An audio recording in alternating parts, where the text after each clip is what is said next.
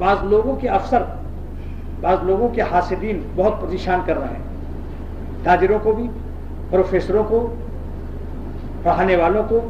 کوئی شخص شاید ہو جس کا کوئی حاسد اور دشمن نہ ہو، یہ ایک مرض ہے۔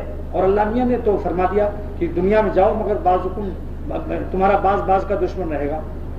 تو لہٰذا ایک وظیفہ اور سن لیجئے، یا ناصر یا عزیز، یا ناصر یا عزیز، اور ایسے پڑھ لو، یا ناصر یا عزیز، یا ناصر یا عزیز، جس کو جیسا پسند آئے۔ میں اسی طرح سے پڑھتا رہتا ہوں، یا ناصر یا عزیز، یا ناصر یا عزیز۔ ناصر مانے اے مدد کرنے والے، ناصر مانے اے مدد کرنے والے، عزیز مانے زبردست طاقت کے ساتھ مدد کرنے والے، عزیز مانے زبردست طاقت والا، القادر علی کل شیء ولا یعجزہ شیء فی استعمال قدرتہ۔